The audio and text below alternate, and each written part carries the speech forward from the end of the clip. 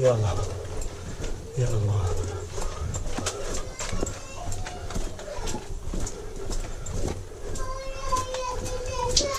يلا يا عمو يلا يلا. جيتك يا عمو جيتك. جيتك حبيبتي جيتك. تاي حبيبتي تاي. روح على الباب يلا. يطرف. خلاص ما بيك على الباب. تاي. لا تخافي بيدك هاي. طين. هلا بنغسله. نروح عند البابا مو؟ شو اسمك انت يا حلوة؟ شو اسمك انت عمو؟ شو اسمك؟ حبيبتي شو اسمك انت؟ ها؟ طلعي. شو اخذوا لعبتك؟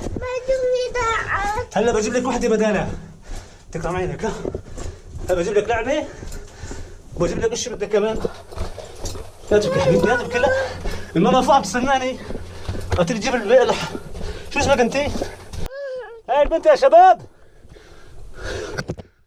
ابو يوسف. أسامة. البنت الطيبة هاي يا اخو. لا تخاف لا تستعجلوا. بركي عندي بركي هون. لا تخافي. هلا نروح عند الماما هلا. بتركب. لا تخافي حبيبتي لا تخافي. ها نروح على الماما. نزل بس. لا تخافي يا عمو. لا تخافي حبيبتي لا تخافي. يلا عمو يلا. شال الحجار طول بالكم على الحجار. يلا.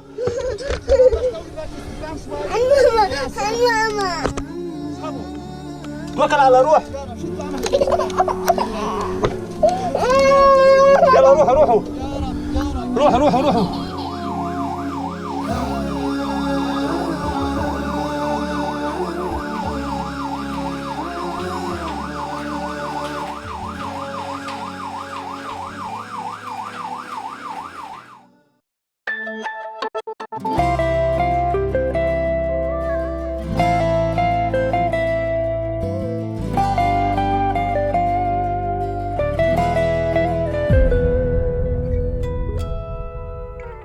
يعلو البنيان وتعمر أوطان، لكن أساس المعمورة أن نبني إنسان. ذاك هو العمران، أن تبذل ما أمكن دوما، أن تبني أملا وسلاما، أن تنشر حبا إلهاما. ذاك هو العمران، بقليل أو حتى بكثير، مدامت نيتنا للخير الكل يساهم في التغيير. ذاك هو العمران، النعمة لا تبقى قد ترحل يوما، إلا بالشكر تزيد لنهنأ دوما. أنت المضمون لكونك والعنوان، أنت العمران.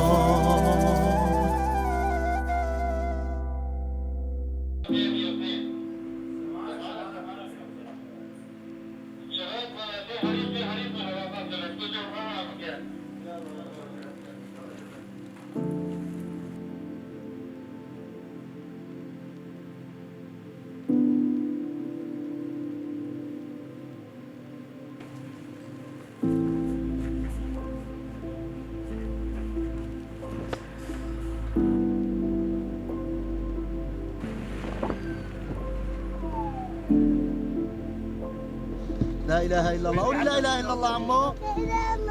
كمان لا إله إلا الله. يا رب ساعدني يا رب ساعدني. قولي الله يكون بعوني يا رب. الله أكبر. لا إله إلا الله. الله أكبر.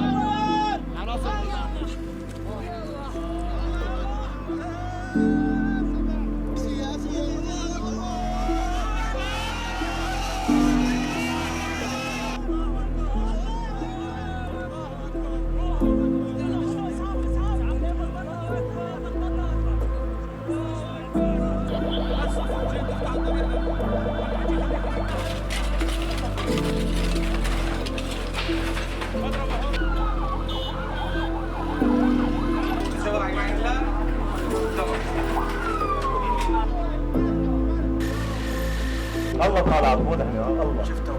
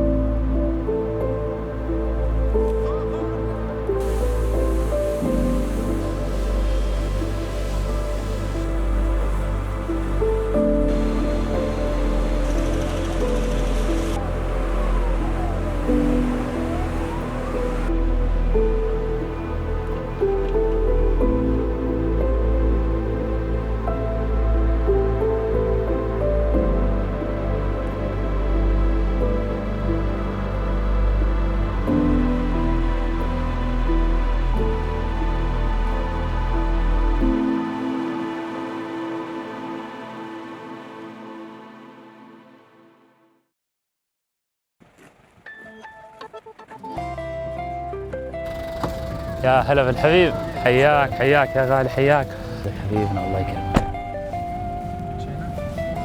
اليوم اي حريق جاهزين، طافي حنطفي البلد كلها. يعلو البنيان وتعمر أوطان، لكن أساس المعمورة أن نبني إنسان. ذاك هو العمران، أن تبذل ما أمكن دوما، أن تبني كم خبر تتلقوا في اليوم؟ حسب الأخبار، أغلب الأخبار بتكون يعني كوارث طبيعية. أيه. ممكن الناس بحاجة لمساعدة.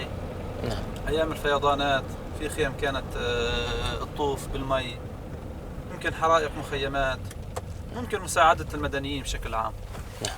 أو ما يسمى بالتعافي المبكر، شارع مسكر أو طريق مسدود، أو ناس بحاجة لأي مساعدة إن كانت نازح. تعرف أغلب الناس هون المنطقة نازحين، يعني مهجرين من جميع المناطق.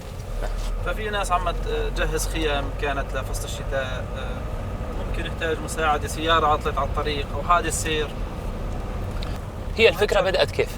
الفكرة بدأت من حاجة الناس. الفكرة بدأت يعني صار في قصف، صار في دمار، صار في حاجة، فبلشت الشباب تشكل فرق تطوعية. نعم. من تأمين المواد الغذائية، من تأمين المي، لتصليح شبكات الكهرباء. يعني الفكرة جات بس إنه في حوجة، انه في فرق حاجة تطوعية لازم نشتغل. نعم. صار في مصابين لازم ننقلها. وقفت المؤسسات الحكومية بشكل كامل. نعم. وقفت كل خدماتها. فبدأت الشباب تتطوع، فيصير ضربة أو قصف أو أي مكان، فينطلقوا للمكان، يتساعدوا، يطالعوا الناس من تحت الأنقاض، ينقلوا الناس بسياراتهم الخاصة مبدئيا كانت. فنشأت الفكرة أنه لازم نحن نشكل فريق تطوعي يقدم هاي الخدمات لهي الناس بكل المناطق. السؤال الآن، إذا واحد عاوز يتدرب على الحرائق يأخذ دورات وشهور وغيرها، أنت تتكلم عن قصف ودمار وحرب. تمام. هذه محتاجة تدريب خاص، كيف تعاملتوا معاه هذا؟ التدريب كان بداية إنشاء الدفاع المدني أو تشكيل الدفاع المدني، كان تدريب ذاتي عملي. ما كان في شيء اسمه تدريب ودورات بداية. يعني الظروف أجبرتكم في قصف ما في مجال. اللي مرت علينا قصف ما في مجال، هيك بدك تشتغل. اشتغلت أول مرة، ثاني مرة صرت تعرف طريقة الإطفاء الصحيحة. نعم. وصلنا لمرحلة التعليمات الأكاديمية ما عاد تجدي نفعا. عملي، دخلتوا عملي على طول. عملي هيك تطفى. انتوا بديتوا من الجامعة، لا ابتدائي ولا اعدادي، على من الجامعة على طول. لأني مباشرة أنت عم تشتغل ضمن الواقع. لا. على أيام القصف الطيارة فوق عم تقصف وأنت عم تنقذ الناس تحت الأنقاض. بالبروتوكول الدفاع المدني ما في شيء اسمه إنه أنت تحط شخص بس مشان يراقب لك الطيران، ما في. فكنا نتعامل مع هاي الطرق يعني نوعا ما بخبرة، لحتى انه كدفاع مدني ككل ما يقارب 300 شهيد عنده. لا الله. كمنظمة الدفاع المدني 300 شهيد، ما يقارب 300 شهيد، ما عدا اعداد المصابين اعداد كبيرة. كله نتيجة ايش؟ نتيجة انه العمل ضمن اجواء صعبة. بس انا ما شاء الله يعني الدفاع المدني يمكن مهامه معينة، لكن في الداخل السوري هنا بيشتغل كل المهام، كل حاجة ما شاء الله. حتى وصلت لمرحلة صار المدني الموجود متعلق بالدفاع المدني. يعني ممكن تصير مشكلة شجار. نعم. فجي عندك على الدفاع المدني، صار معي مشكلة كذا، قلنا الدفاع المدني مساعدة الناس، نقل المحتاجين، نقل المصابين. موضوع المشاكل والمحاكم ما لنا دخل فيها نحن. هم مع الحروب يعني تشوف انه رمز الطمأنينة الدفاع المدني. الطمأنينة لأي شيء موجود بكل الأماكن. نعم. في حالات السلم والحرب. نعم. نقدم المساعدات للناس بدون أي مقابل. وفي تفاني بالعمل، لأن الدفاع المدني السوري أغلب يعني عناصره أو المتطوعين بالدفاع المدني السوري هن من أبناء المنطقة، عايشين الواقع، عنده أخ شهيد، عنده أخ مصاب. الآن عارف كم عدد أفرادكم أنتم الآن؟ عدد أفرادنا كدفاع مدني؟ إيه صدق كل المناطق؟ كل المناطق ما يقارب 3000 3000 تقريبا 3000 متطوع. ما شاء الله. ما يقارب 3000 متطوع. طبعا مقسمين لمديريات ولقطاعات كإدارة وحدة. جميع متطوع تطوعي. العمل تطوعي. نعم. في مكافآت ولكن لا تعتبر راتب. لا أنتم الآن كدفاع مدني ما عندكم تطوعي. رواتب؟ يوجد مكافآت. مسمى راتب ما في مسمى راتب. مسمى مكافأة. يعني كل هذا الجهد اللي موجود في الداخل السوري معتمد على المكافآت. معتمد على بس أساسه التطوع. أساسه التطوع. في عقد تطوع، أنت متطوع، عليك الالتزامات بدك تلتزم فيها. في حاليا مكافآت ولكن لا تساوي يعني متطلبات الحياة والمعيشة. في حياتي لم أرى في حياتي مبادرة وتطوع له أثر على الحياة في حياتي على مستوى العالم شخصيا. أعتقد مثل هذا الأثر لشباب الحوجة أجبرتهم بالتضحية بحياتهم، وكل يوم أنت تضحي بحياتك من أجل عمل تطوعي لخدمة أهلك. يعني التطوع هو نبع من إيش؟ نتيجة قساوة الظروف. أنا تطوعت ليش؟ لأني شفت في ناس أنا ممكن أساعدها ولو حتى أنه خسرت روحي، فأنا مستعد أنه أساعدها. ممكن أنا كشخص عنصر دفاع مدني أنقذ 10 أشخاص وبالنتيجة أقتل. فهذا يعني أنت أنقذت 10 وأنت كشخص قتلت. فكان هذا مبدأ العمل التطوعي. طيب أنت الآن نعمل كل الظروف. يعني في واقع يوميا في حالات من الفقد. يوميا في حالات من الفقد. نفسك ما توصل لمرحلة ترهق يعني نفس الوقت ترهق، وعد علينا مرحلة صار في إرهاق، ولكن بتطلع الناس هيمين له. كل الناس تخلت عنه، حتى أنت تتخلى عنه وتمشي.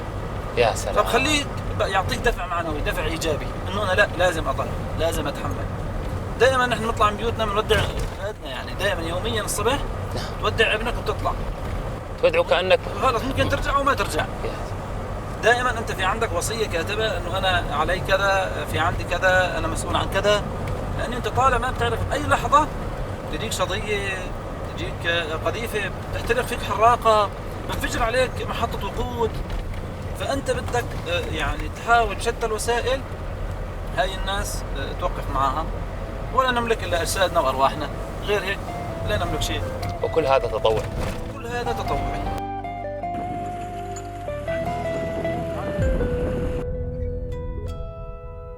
قد يعلو البنيان وتعمر أوطان، لكن أساس المعمورة أن نبني إنسان. هذا هو العمران، أن تبذل ما أمكن دوما، أن تبني أملا وسلاما. طبعا هي أحد نقاط مراكز الدفاع المدني السوري. هذا المركز مختص بعمليات الإطفاء والإسعاف والإنقاذ. عندنا نحن بنبدأ من موضوع سيارة الإطفاء. هي سيارة الإطفاء فيها خزان ماء وفيها خزان مادة رغوية تستخدم لإطفاء الحرائق البترولية. طبعا أكثر الحرائق اللي هنا بترولية. أكثر الحرائق اللي هون هي حرائق بترولية. طبعا في لها صناديق مجهزة، طفايات بودرة في حال صار حرائق مخيمات أو حرائق خيم، عدة أنواع. وفيها أجهزة تنفذ، أجهزة درايكر أو أجهزة ما يسمى أجهزة اقتحام الدخول في الحريق. طبعا مجهزة بعدة صناديق بطلع بها فريق الإطفاء، في معه معدات داخل السيارة. هاي المعدات تستخدم لإطفاء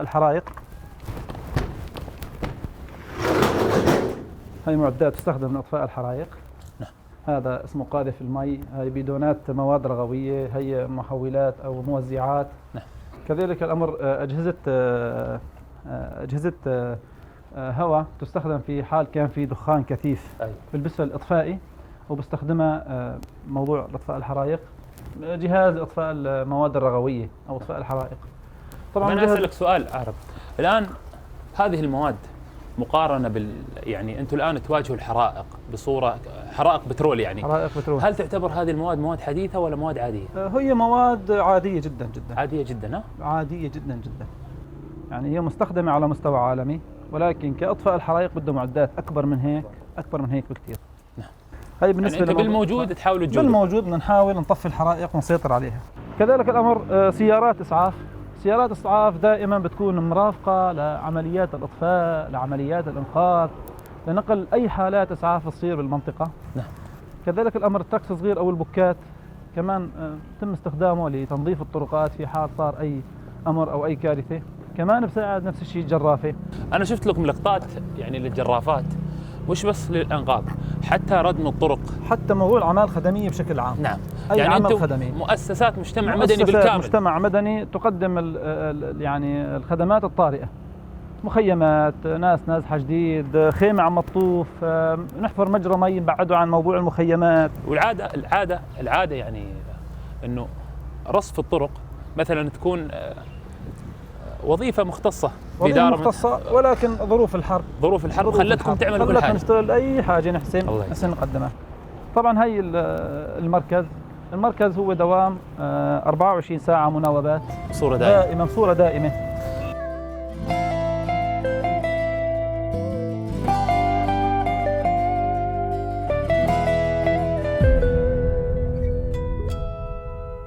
قد يعلو البنيان. فكرة مسمى الخوذة البيضاء. الخوذة البيضاء نبعث من تشكيل جديد، منظمة جديدة، فكان لباسنا هو بالأساس الخوذة البيضاء يدل على نقاوة هذه المنظمة، بياض هذه المنظمة اللي قلت لك ما كان لها أي عمل سياسي أو أي طرف ثاني، إلا أنه نحن خوذنا بيضاء، وإن شاء الله تكون قلوبنا بيضاء لحتى نقدر نقدم الخدمة للناس بدون أي مقابل، ونتفانى بهذا العمل. الناس اللي تفني بلا مقابل يعني، وبدأت بلا مقابل تنقذ الأرواح وتغامر بأرواحها، هذه طبيعي تكون قلوبها بيضاء. يعني قلوب بيضاء وأخوة بيضاء. نشكر الله.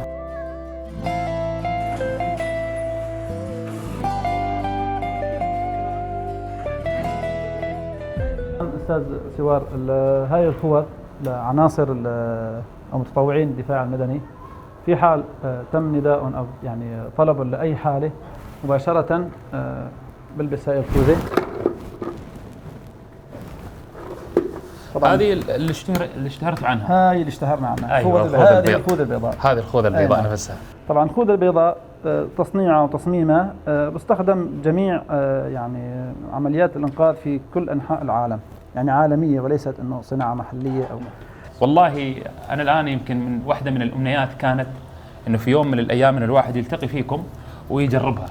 وهذا واقع الآن. الله يحفظك إن شاء الله. إيه تمام. ممكن إلى مكان تثبيت.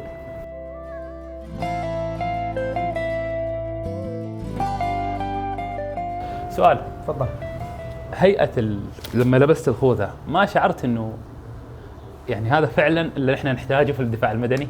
هذا العنصر هو اللي نحتاجه في الدفاع المدني او هذا الشخص هو؟ طبعا نحن بصراحه يعني الهيئه مجرد ما لبست انت خوذة الدفاع المدني فخلص انت صرت يعني انساني، صرت دفاع مدني، فالهيئه ما شاء الله عليك يعني اكيد يعني بتدل انه انت ما شاء الله. انا مش مقتنع بهذا انا مش مقتنع بنفسي. لا شيء اكيد بدك تقتنع يعني، مجرد لبست الخوذه فخلص يعني بدك. والله اعظم شرف.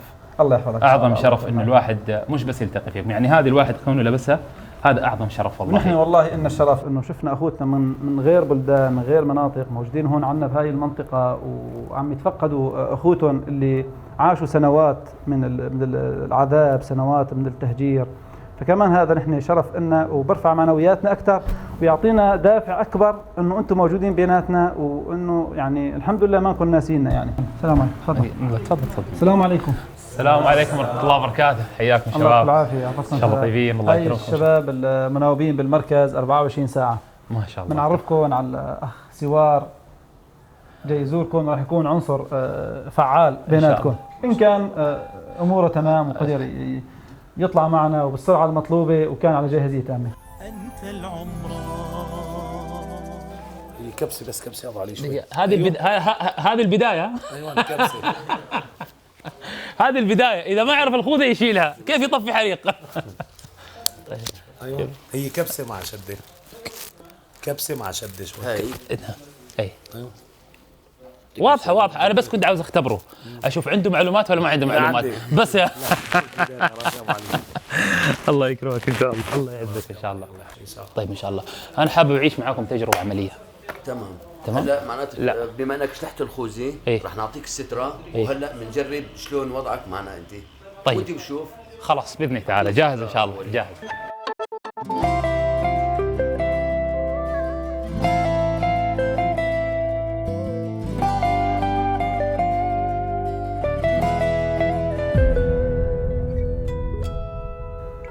شباب بما انه اليوم عندنا متطوع جديد الاخ سوار راح نعمل بروفا نتفقد الجاهزيه. انتم جاهزين ولا ما انكم جاهزين؟ فيا سوار بدك تكون انت اول واحد. فاعطيني الخوذه حطها بمكانها، شوف جاهزيتك علقها بمكانها. انت عملك ووظيفتك راح يجينا بلاغ في حريق، انت راح تلبس خوذتك بسرعه، تلبس خوذتك وتنطلق مع الشباب. وليش بس البس الخوذه؟ مش ليش اللبس كامل وكل حاجه تلبس الخوذه يعني لباسك كامل امورك تمام. الخوذه انت لحتى تحميك، فهي اشاره انه انت صرت متطوع جديد. يعني دائما يعني خلوا ثقتكم في ربنا كبيره، تمام؟ وتاكدوا انه ان شاء الله لن يصيبنا الا ما كتب الله لنا، تمام؟ وانا واثق فيكم ان شاء الله، وبالعكس كون انا معاك اطمن، لا تشيل هم، لان شفت القلق في عيونك يعني لاول مره. يعني انقاذ وغيرها، الانقاذ ما خوفكم، الهدم ما خوفكم، حرائق بس حاسس الان الخوف جاكم. أن تبذل ما أمكن دوما، أن تبني أملا وسلاما، أن تنشر حبا إلهاما بقليل أو حتى بكثير، ما دامت نيتنا للخير الكل يساهم في التغيير. النعمة لا تبقى قد ترحل يوما، لا بالشكر تزيد لنهنأ دوما. أنت المضمون لكونك والعنوان، أنت العمران.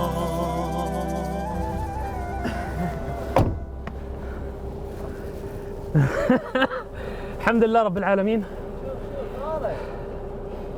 فضل الله سبحانه وتعالى. يعني فعلا نعمة كبيرة على الشباب، الحمد لله نعمة كبيرة على الشباب وجود شخص يشد من أزرهم، الحمد لله. مش مهم تشارك، المهم فقط ترفع المعنويات يعني، وهذا دور مهم جدا يعني. في سلم ولا ما في سلم يعني؟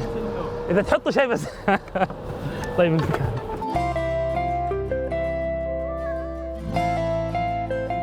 ابو بسام اوسيان بولت، هذا بولت ما شاء الله، ما شفته انا. طبعا معلومه، انا الحذاء الله يكرمك لبست لما وصلنا الحريق لبسته. خلصته. عارف مين انت كنت معانا؟ كنت. ما شاء الله تبارك الله، يعني ما شاء الله تبارك الله. الشباب يعني سرعتهم كانت في ثواني في لمح البصر. يعني والله انا ما شفتك، يعني انت كنت قاعد جنبي لما جاء البلاغ وانا اتكلمت لفت ما في حد. لا ما شاء الله، لا ما شاء الله، يعني سرعه انجاز وسرعه ما شاء الله. توقعت يعني انا اتمرن والله بس يعني اكيد انتم متخصصين، بس هذه السرعه في الانجاز وهذه السرعه في التفاعل مع البلاغ، يعني مجرد ما سمعت الصوت وجاء البلاغ هذه السرعه. وناس يعني يمكن ما عندهم الامكانيات اللي موجوده في مراكز برا كبيره جدا مثل ما نعرف. هذه السرعه اللي طلعت فيها انت، تمام؟ يعني بهذه السرعه بعيدا من موضوع التدريبات، ايش اكبر دافع لها؟ اكبر دافع انه في جوا حريق، يمكن يكون في ناس عم تحترق، يمكن يكون في اضرار ماديه كبيره. ايوه. هي السرعة اللي بتدفعنا انه نحن نكون بأسرع من هيك لسه. ما يتفاقم الضرر، سواء كان الضرر بشري او الضرر مادي، ما يكون في ضرر كبير. ما يكون ضرر. نحن نتجاوز هذا الضرر بالسرعة نحن المطلوبة منا. 1 2 3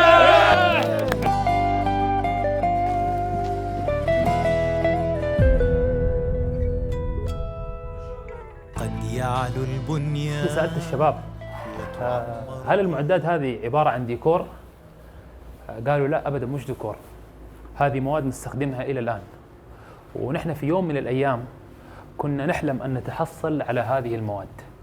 كل هذا الإعجاز الذي صنع من قبل شباب الخوذة البيضاء والدفاع المدني بهذه الأدوات البسيطة، وهذه رسالة منهم إنه متى ما اجتمع الإخلاص والنية الطيبة صنعت الإعجاز.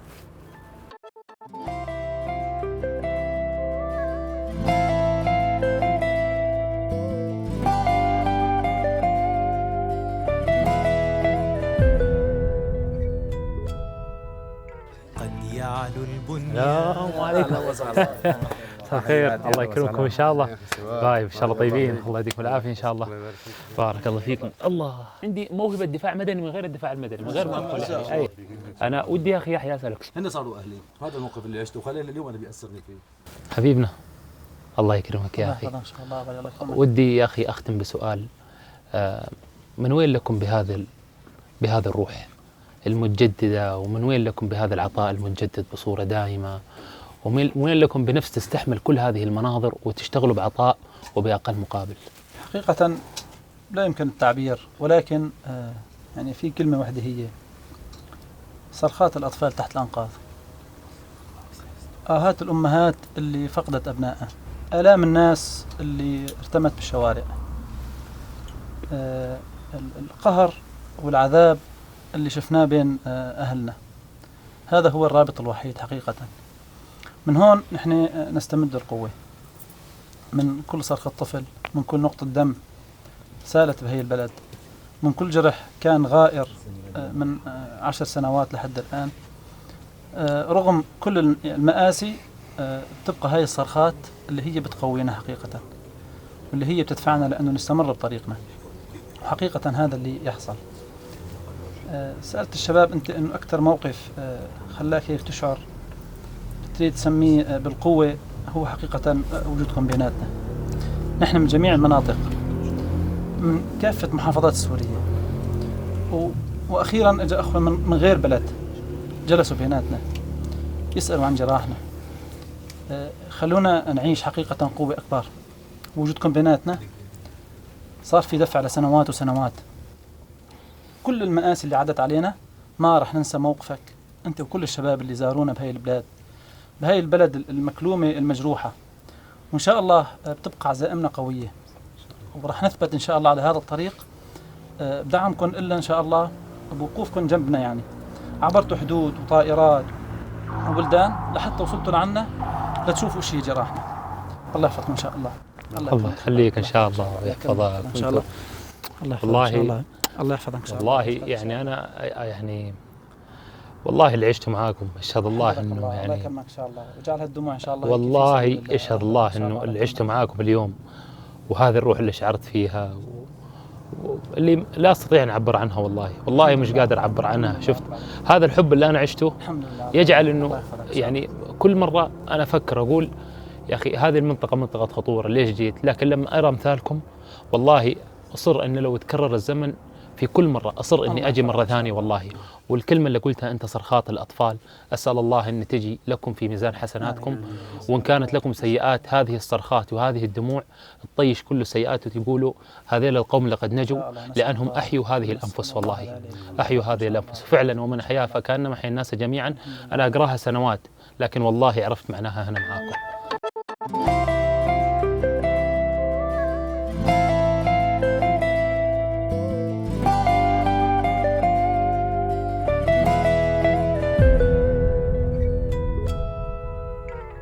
يعلو البنيان وتعمر أوطان، لكن أساس المعمورة أن نبني إنسان.